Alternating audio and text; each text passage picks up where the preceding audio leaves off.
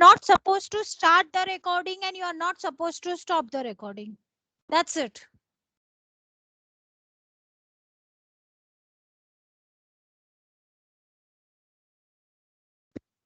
So the difference between algorithm and flowchart, algorithm is nothing but it is a method of representing step-by-step logical procedure to solve the problem. And flowchart is nothing but the diagrammatic representation of an algorithm, and where we are going to use the different symbols, which we are going to see the further. Then in algorithm, it contains step-by-step English description, each step representing a particular operation leading to the solution of the problem. So in algorithm what happens, जो भी हम instructions लिख रहे हैं algorithm में program का, वो हम English language में लिख रहे हैं, right? The language which human understand. But computer को actually वो language समझ में नहीं आती, इसलिए तो हम ये सारे programming आगे पढ़ने वाले हैं. So ये language में हम इसलिए लिखते हैं ताकि हमें समझ में आ जाए, and then we can find out the solution. Flowchart employs the series of the blocks and arrows of which represents a particular step in an algorithm. So flowchart क्या करता है? It employs the series of blocks and arrows, each of which जो भी हम blocks आगे diagram देखने वाले हैं कि कौन कौन सा symbol किस किस चीज के लिए use होता है, वो हम वैसे flowchart draw कर सकते हैं. These are particularly useful for the smaller problems. Algorithm basically जब हमारा छोटा सा program हो तो algorithm लिखना easy होता है, पर अगर हमारे बहुत बड़े बड़े प्रोजेक्ट्स है तो वहां पे सिर्फ एल्गोरिदम लिखना it becomes little difficult. Then flowcharts, these are useful for detailed representation of the complicated programs. So flowchart becomes much more easier to understand because we can draw the flowcharts for bigger programs, for the complicated programs. For complex program, algorithms prove to be inadequate, whereas the flowcharts prove to be adequate. तो complex programme के लिए algorithm थोड़ा difficult होता है, जबकि हमारा जो flow chart है वो इजी रहता है समझने के लिए. सो अब ये रहे सिंबल्स हमारे. तो एक्चुअली अभी तक तुम लोगों को सी प्रोग्राम का कोडिंग सिखाना स्टार्ट नहीं किया है, बट जब हम कोडिंग स्टार्ट करेंगे तभी तुम्हें ये चीजें समझ में आएगी कि हम प्रिंट कहाँ देते हैं, इनपुट क्या होता है, रीड. तो ये सिंबल सिर्फ याद रखना. तभी फिलहाल के लिए इतना बता देती हूँ कि जब हम किसी भी प्रोग्राम का स्टार्ट और स्टॉप करते हैं तो हम ये वाला सिंबल यूज करते हैं, oval shape, where oval shape is used to start and stop the program. Next, जब हम हमारे कोडिंग में input, read and output use करेंगे, print, when you will understand the C programming, that time you will understand all these things. Input means read करना, print करना, तब हम ये वाला सिंबल यूज करेंगे, that is this is called parallelogram. Then process indicator, तो rectangle तभी use होता है जब हम किसी अरिथमेटिक ऑपरेशन मतलब फॉर्मूला लिख रहे हैं या जनरल स्टेटमेंट, जब भी, तो वो रेक्टेंगल यूज करता है. Next is decision maker. जब हम सी प्रोग्रामिंग पढ़ेंगे तब हम वहां पे कंडीशंस पढ़ेंगे, इफ एल्स, व्हाइल लूप, ये सारी चीजें पढ़ने वाले हैं. तो वो ये डायमंड बॉक्स में यूज होता है, उसके लिए ये डायमंड बॉक्स यूज होता है. These are arrows. एरोज किस लिए यूज होता है? तो डायरेक्शंस दिखाने के लिए. मतलब हम फ्लो चार्ट ड्रॉ करना स्टार्ट करेंगे ऊपर से नीचे तक, तो नीचे नीचे नीचे एरो आएगा. लेकिन जब हम ये कंडीशन यूज करेंगे तो कंडीशन में येस और नो दो आंसर रहते हैं. कंडीशन ट्रू है या फॉल्स है. तो अगर हम ट्रू है तो ऐसे दिखाएंगे साइड में कि ट्रू वाला यहाँ आता है और फॉल्स वाला नीचे आता है. So arrows goes upward, downward, left side, right side, wherever it is required. So these are called as indirection directions. Okay, it indicates, and these are called as flow lines. These are called as flow lines. These are on page connector. Circle is on page connector. What does it mean? अगर हम कोई बहुत बड़ा flow chart draw करने जा रहे हैं लेकिन वो हमारा एक पेज में फिट नहीं होता, तो हम क्या करते हैं, एक पेज में जैसे ही खत्म होगा वहां पे एक कनेक्टर डाल देंगे. सपोज मैंने सर्कल डाला और वहां पे लिखा ए, कैपिटल ए, और फिर दूसरा पेज जहां पे स्टार्ट हो रहा है हमारा कंटिन्यूएशन में है, राइट, तो वहां पे हम फिर से लिखेंगे ए. तो इसका मतलब है ये समझ में आता है कि ए हमारा कनेक्टर है जो एक पेज में खत्म हो रहा है और दूसरे पेज से वहीं से शुरू हो रहा है। ओके, सो बड़ा फ्लोचार्ट है वो हम ऐसे ड्रॉ कर सकते हैं। Girls, are you listening me? Yes, ma'am. Yes, ma'am. Yes, ma'am. Yes, ma'am. Okay. Yes, ma'am. And the last part of this chapter is pseudocode. What is pseudocode? Pseudocode का मतलब होता है false code. Pseudo का मतलब होता है false, मतलब imaginary things जो एक्चुअली में एग्जिस्ट नहीं कर रही है बट हम इमेजिन करते हैं कि वो है। स्यूडो कोड, तो स्यूडो कोड जो है वो या अल्गोरिदम भी नहीं है और प्रोग्राम भी नहीं है। Pseudo code is neither an algorithm nor a program, it is an abstract form of a program. मतलब हाँ, एक प्रोग्राम को इमेजिन करते और उसको रफ में लिख रहे हैं। We are imaginary writing the program, imaginarily rough में लिख रहे हैं कि okay this are the things in the programmer. तो वो एक एब्स्ट्रैक्ट फॉर्म है प्रोग्राम का जो हम विजुअलाइज करते हैं and we try to write it down in the form. So it consists of English like statements which perform the specific operation. मतलब क्या कर रहे हैं हम एक्चुअली फाइनल प्रोग्राम लिखने से पहले एक रफ प्रोग्राम लिख रहे हैं। तो रफ प्रोग्राम के टाइम पे हम सारी चीजें ध्यान में नहीं रखेंगे। एक्चुअली सी प्रोग्रामिंग जो है ना वो केस सेंसिटिव लैंग्वेज है। केस सेंसिटिव क्या होता है वो मैं आगे बताने ही वाली हूँ। मतलब इस प्रोग्रामिंग लैंग्वेज में तुम्हें और सेमीकोलन कॉमा की भी मिस्टेक अलाउड नहीं है। ओके, जो प्रोग्रामिंग हम सीखने वाले हैं ना वहां पे तुम्हें एक छोटा सा मिस्टेक भी अलाउड नहीं है। तुमने ब्रैकेट ओपन किया बट क्लोज नहीं किया तो दैट इज रॉन्ग, एरर देगा। तुम सेमीकोलन डालना भूल गए तो भी तुम्हें एरर देगा। तुम कैपिटल लेटर का स्मॉल लेटर भी नहीं कर सकते, स्मॉल का कैपिटल नहीं कर सकते, इसीलिए इसको केस सेंसिटिव लैंग्वेज बोलते हैं। तो जब हम फाइनल प्रोग्राम लिखेंगे that time we have to be very clear कि हमें सेमीकोलन कहाँ डालना है, कॉमा कहाँ डालना है, कहाँ कौन सी चीज लिखनी है। सो उसमें कोई मिस्टेक नहीं होनी चाहिए। बट अगर हम पहले थोड़ा रफ में लिख रहे प्रोग्राम तो रफ टाइम पे लिखने के टाइम पे हम सेमीकोलन कॉमा का ध्यान नहीं रखेंगे, हम सिर्फ कंसेप्ट ध्यान रखेंगे कि एक्चुअली हमें करना क्या है। तो हम जब रफ वर्क करते हैं that is called abstract form of a program. It consist of English like statements which perform the specific operations and it is defined for an algorithm. It does not use any graphical representation. इसमें ना तो flowchart के graphical representation है ना ही actual algorithm है। अब algorithm में क्या होता है, उसमें actually English statements रहते हैं, उसमें हम कोई प्रोग्राम मतलब actual programming नहीं करते। बट ना तो ये algorithm है ना तो ये flowchart है, ये उसके बीच वाला पार्ट है कि हम रफ वर्क करें। It is an abstract form.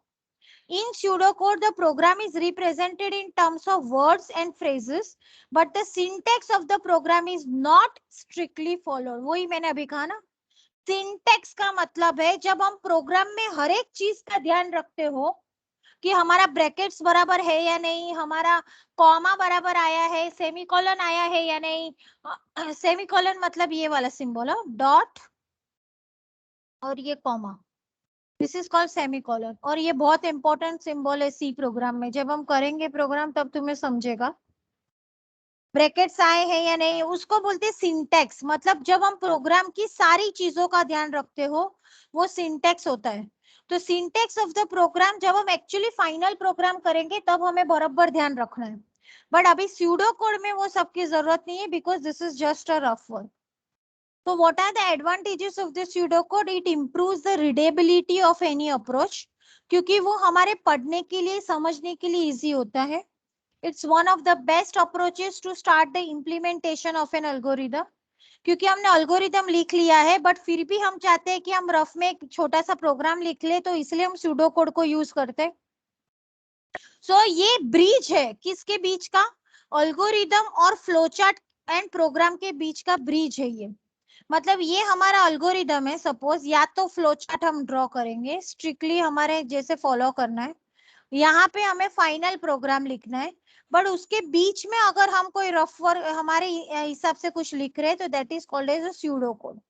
So it acts as a bridge between the program and algorithm or flowchart. Also works as a rough documentation, so the program of one developer can be understood easily when the pseudocode is written out. वही मैंने कहा ना, it is a rough documentation. In industries the approach of the documentation is essential and that's where a pseudocode proves vital role. The main goal of the pseudocode is to explain what exactly each line of a program should do, hence the making of the code construction phase easier for the program. हम pseudocode इसलिए बनाते हैं क्योंकि मैंने तुम्हें अभी भी कहा C program is a case sensitive language. Case sensitive मतलब जिसमें कोई भी मिस्टेक अलाउड नहीं है. तो जब भी हम फाइनल प्रोग्राम लिखने जाएंगे उससे पहले प्रोग्रामर के दिमाग में क्या चल रहा है तो हम रफ वर्क में लिख के लेगा वो. इससे क्या होगा, उसको भी आइडिया क्लियर होगा और उसके साथ अगर कोई और टीम मेंबर्स है तो उनको भी आइडिया क्लियर हो जाएगा कि हमें प्रोग्राम में करना क्या है. That is why pseudocode is important. Now how to write pseudocode? What are the procedure to write pseudocode? पहला step, arrange the sequence of the task and right the pseudocode accordingly. पहले हमारे सारे task का sequence arrange करो और फिर हम उसका pseudocode लिखना स्टार्ट करेंगे. Start with the statement of the pseudocode which establishes the main goal or the aim. Okay, so we will start with the statement of the pseudocode जो हमारे main goal और aim को describe करेगा. Then as I told you कि हम आगे C में पढ़ने वाले हैं if condition, if else condition, while loops are indented in program. Then it helps to comprehend the decision control and execution mechanism. They also improve the readability to a great extent. Use appropriate naming conventions, क्योंकि हम rough में लिख रहे हैं तो हम हर एक चीज को एक प्रॉपर नाम देंगे. एंड प्रोग्रामर अगर वो pseudocode को देखता है तो उसे समझ में आ जाना चाहिए कि एक्चुअली हमें फाइनल प्रोग्राम में क्या क्या स्टेप्स अभी लिखने हैं. देन हम जो भी सेंटेंसेस लिखेंगे, केसिंग लिखेंगे pseudocode में, मेथड्स, अपर केस, वो सब कुछ हमें बराबर लिखना है. जैसे मैंने कहा अपर केस को हम लोअर केस में नहीं लिख सकते, लोअर केस को अपर केस में नहीं लिख सकते. We have to be very very particular when we are following the rules in the C programming. Elaborate everything which is going to happen in the actual code and don't make the pseudocode abstract. हमें हर एक चीज properly identify करनी है, properly लिखनी है. Right, use standard programming structures such as if, then, for, while, cases. ये सारी चीजें हम जब सी करेंगे तब तुम्हें समझेगा. एंड हमें ये चेक करना है whether all the sections of the pseudocode is complete, finite and clear to understand and comprehend. तो जो भी चीजें हमने लिखी है pseudocode में वो सारी कंप्लीट है कि नहीं, फाइनाइट प्रॉपर है कि नहीं, एंड समझने के लिए क्लियर होना चाहिए वो. Don't write the pseudocode in a complete programmatic manner. हम उसको एक्चुअली पूरे प्रोग्राम की तरह नहीं लिखेंगे, बट हम उसे इस तरीके से लिखेंगे कि ना तो वो पूरा प्रोग्रामिंग है ना तो वो पूरा इंग्लिश है. It is in between so that we can understand. Okay girls? Hello. Yes, ma'am. So this is how our first chapter is done of the concept. Are you clear with this, everybody? Yes, ma'am. Yes, ma'am. Yes, Excuse me, ma'am. ma'am. Yes, बोलो. Abstract meaning मतलब क्या है उसका? Abstract मतलब हम किसी भी चीज का बोलते हैं ना, एक रफ पार्ट रेडी करते हैं, राइट? जैसे अभी what I can see the example, अगर कोई आर्किटेक्चर है, बिल्डिंग बनाने वाला है, तो वो क्या करता है, पहले एक रफ ड्रॉ करता है, राइट? Rough draft. यस और नो? उसके Yes, बाद वो yes. उसका फाइनल वर्जन Yes. क्रिएट करता है. So that is called as a abstract part of the documentation. Okay. Thank you. So we will take the 5 minutes break and then we will start with the second chapter, which is overview of the programming languages. Okay? Till that time.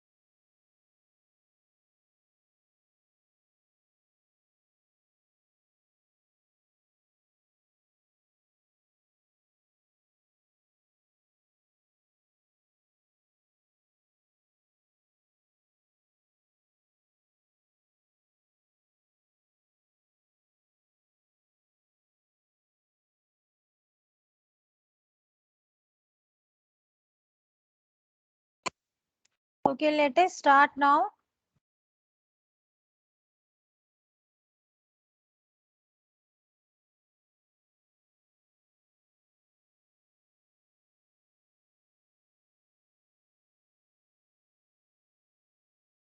Okay, is the screen visible, right?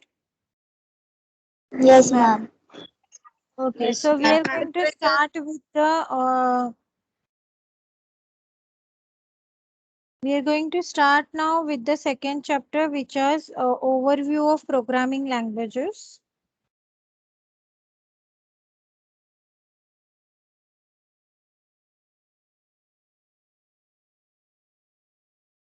Okay, so this is the second chapter. Now we are going to learn actually the basics of the programming languages. Okay, first you need to understand कि programming languages होता क्या है, उसके related कौन कौन से terms है जो हमें समझने हैं. ठीक है, सो ये सारी चीजें हैं जो हमें तुम लोगों को अभी इसमें समझ में आ जाएगी. उसके बाद हमारा जो नेक्स्ट टॉपिक स्टार्ट होगा ये चैप्टर के बाद, वो हमारा एक्चुअली सी प्रोग्रामिंग स्टार्ट हो जाएगा. Introduction to C language start होगा. That is the chapter 3 in unit 2. Okay, girls. So first we are going to start with this overview of programming languages. So first is definition of a program. Basically program होता क्या है, तो जैसे मैंने कहा जब हम प्रोग्राम लिखेंगे, जब तुम्हें समझ में आएगा कि सी प्रोग्राम है क्या, तो व्हाटएवर एक एक लाइन जो हम लिखेंगे कोडिंग का, वो उसको हम बोलते हैं इंस्ट्रक्शन.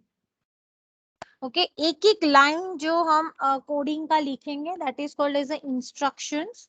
और वो पूरा इंस्ट्रक्शंस मिलके, मतलब the total set of instructions completely मिला के जो एक चीज बनती है उसको बोलते हैं programme. So program is a set of instructions that you give it to a computer so that it will do a particular task. So we will tell the computer कि उसे करना क्या है. तो yesterday and day before yesterday, like I explained you, कि computer के पास खुद का दिमाग नहीं है, वो खुद कुछ नहीं कर सकता, हम उसे बोलेंगे वो करेगा. Right? So we will instruct the computer by using our program, and then the computer will do the task. Is it clear? So that is nothing but a program. Now what is programming languages then? अगर मैं तुम्हें कहूँ कि तुम एक ऐसे लिखो English में गर्ल्स, तो तुम क्या करते हो? छोटे बच्चे क्या करते हैं, पहले बचपन से पहले अल्फाबेट सीखते हैं. एम आई राइट? अल्फाबेट के बाद वो लोग वर्ड्स सीखते हैं, वर्ड्स के बाद सेंटेंसेस सीखते हैं, and then they start writing the paragraphs. Am I correct? Yes. Yes, Hello? ma'am. Yes, miss. So every Yes, ma'am. language which we want to learn, we have to start with the alphabets.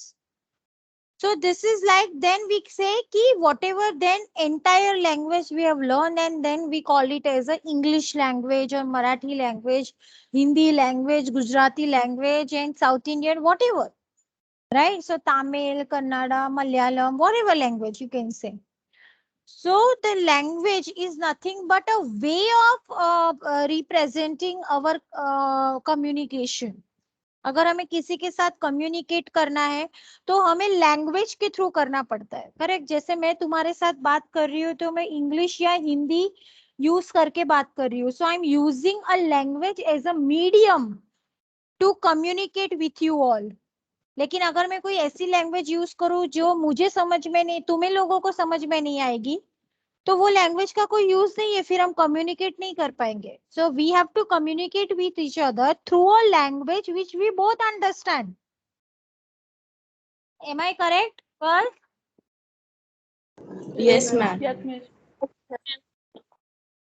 So programming language is nothing but a language through which you communicate with the computer software. Okay, क्योंकि देखो हमें समझ में आती है English, computer को English समझ में नहीं आती है, तो कंप्यूटर को कौन सी लैंग्वेज समझ में आती है फिर? तो एक्चुअली कंप्यूटर्स को सिर्फ और सिर्फ बाइनरी लैंग्वेज समझ में आती है. इवन प्रोग्रामिंग लैंग्वेज भी कंप्यूटर को नहीं समझ में आती. कंप्यूटर्स को सिर्फ बाइनरी लैंग्वेज समझ में आती है, which is in the form of zeros and ones. zeros and ones. Binary इसका मतलब है by means two. Two means there can be only two digits or two bits, you can say. Zeros and ones. The computer can understand the language only in the form of zeros and ones. लेकिन हमें वो language समझ में नहीं आती है. अगर मैं तुम्हें कहूं कि तुम तुम्हारा नाम जीरोस एंड वंस में लिखो तो क्या तुम लिख पाओगे? Hello? No, ma'am. No, ma'am. Yes, ma'am. We cannot write anything in the form of zeros and ones because we don't know that language. तो जब एक्चुअली कंप्यूटर आया भी नहीं था, एग्जिस्ट नहीं था, जब स्टार्टिंग में बहुत सालों पहले जब ये इन्वेंट हो रहा था, तभी बहुत सारे कंप्यूटर एक्सपर्ट्स ने कुछ चीजें बाइनरी लैंग्वेज में लिखना स्टार्ट किया था, जीरोस एंड वंस. लेकिन वो लोग ज्यादा चीजें नहीं लिख पा रहे थे because that is very difficult. We cannot understand anything in the form of zeros and ones, right? इसलिए वो बहुत डिफिकल्ट हो रहा था कम्युनिकेट करना कंप्यूटर के साथ. तो इसलिए बीच का रास्ता निकाला कि कंप्यूटर को हमारी लैंग्वेज समझ में नहीं आ रही है इंग्लिश, और हमें कंप्यूटर की लैंग्वेज समझ में नहीं आ रही है which is zeros and one. तो बीच का रास्ता ये था कि उन्होंने प्रोग्रामिंग लैंग्वेजेस फाइंड आउट करना स्टार्ट किया. जैसे सी प्रोग्रामिंग के पहले भी कुछ प्रोग्रामिंग लैंग्वेजेस आए थे, फोर्ट्रान, कोबोल वगैरह, बट वो आजकल कोई यूज नहीं करता. सबसे पॉपुलर लैंग्वेज बाद में सी प्रोग्रामिंग ही आया, सबसे पहला language you can say which is very popular. तो उसमें क्या हुआ, उसके खुद के कोई कोडिंग पार्ट है, उसके खुद के सिंटैक्सिस है जो हमें सीखने हैं. बट इसका एडवांटेज ये है कि we as a human also can understand the C programming syntaxes. मतलब ऑफ कोर्स डायरेक्टली नहीं आ सकता, हमें कोई सिखाएगा, हम उसको रीड करेंगे तो हम समझ सकते हैं कि ओके ऐसे हम लैंग्वेजेस को सीख सकते हैं. जैसे हम बाकी कभी किसी स्टूडेंट को शौक रहेगा मुझे जर्मन लैंग्वेज सीखना है, मुझे ये सीखना है, तो तुम कैसे वहां पे क्लासेस में जाओगे, अलग से उसको सीखोगे. बस वैसे ही समझो कि अभी हमें ये लैंग्वेज भी सीखना है अलग से, तो हम इसके रिलेटेड सारी चीजें सीखेंगे धीरे धीरे करके, राइट? तो कंप्यूटर इसका एडवांटेज क्या है, दीज लैंग्वेजेस जो हम ये सीखने वाले हैं, जैसे सी प्रोग्राम है, नेक्स्ट सेमेस्टर में C++ है, फिर जावा आएगा, .NET, ये सारी लैंग्वेजेस को हम हाई लेवल लैंग्वेज बोलते हैं. These are called as high level language. और ये सारी लैंग्वेजेस के खुद के कंपाइलर होते हैं. नाउ व्हाट इज कंपाइलर, तो हम ये चैप्टर में आगे देखने वाले हैं. सिस्टम में ना हर एक पार्ट होता है, जैसे हमें पता है कीबोर्ड है, माउस है, सीपीयू है. तो सीपीयू सबसे इम्पोर्टेंट पार्ट है, राइट? सिस्टम सीपीयू के अंदर ही जो चीजें होती है ना वही इम्पोर्टेंट है, that is called as a system, जिसकी वजह से हमारा कंप्यूटर चलता है. तो हर एक कंप्यूटर में हर एक प्रोग्रामिंग लैंग्वेज का खुद का एक कंपाइलर होता है. वो कंपाइलर ही सिर्फ ये लैंग्वेज को समझ सकता है और उसको वो कन्वर्ट करेगा बाइनरी में, ताकि सिस्टम को समझ में आए बाइनरी. क्योंकि देखो हमने अभी देखा कि मशीन को सिर्फ और सिर्फ बाइनरी लैंग्वेज समझ में आती है और कोई लैंग्वेज समझ में नहीं आती है. तो अल्टीमेटली हमारा फाइनल एम तो यही है कि हमें जो भी हम लिखेंगे सिस्टम में वो फाइनली बाइनरी में कन्वर्ट होना चाहिए ताकि मशीन को समझ में आए.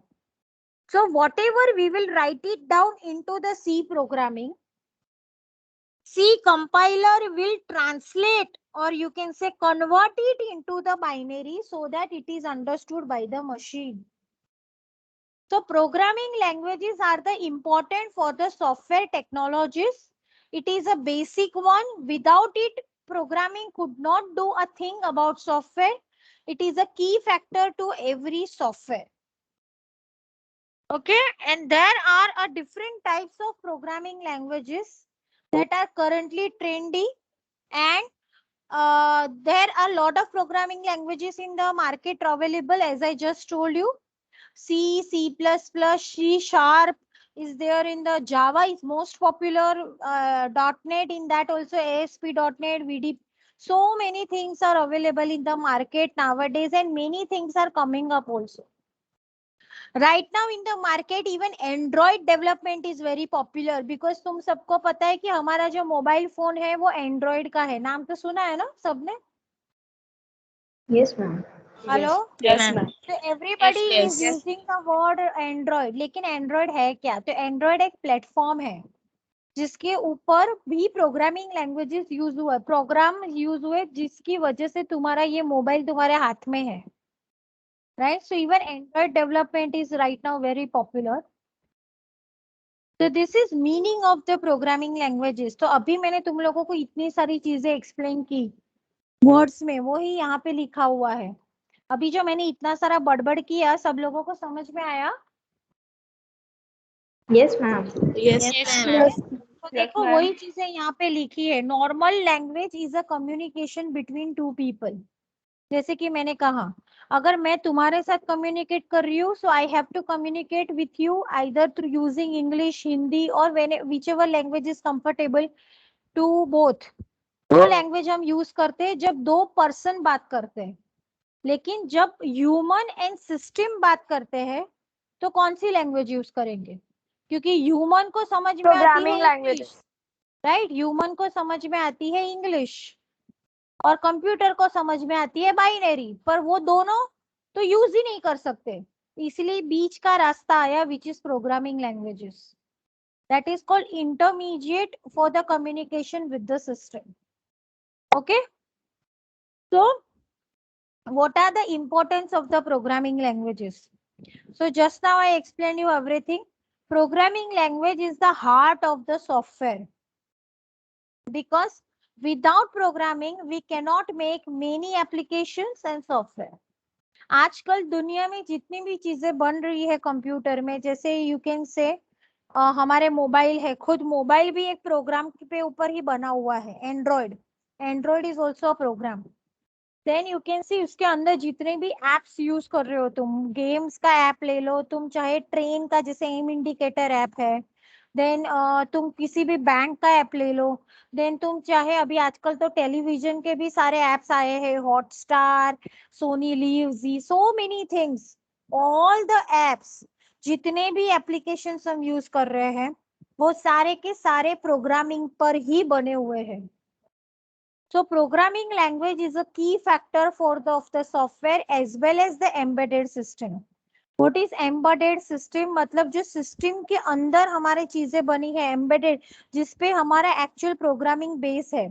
जब हम कंप्यूटर स्टार्ट करते हैं ना, लैपटॉप स्टार्ट करते हैं, तो वो पहले स्टार्ट होता है, तभी भी वो बूट होता है, सिस्टम बूट होता है. तो एम्बेडेड सिस्टम, जो हमारा सर्किट बनता है ना, सीपीयू के अंदर जो सर्किट्स रहते हैं, वो भी एम्बेडेड सिस्टम बोलते हैं.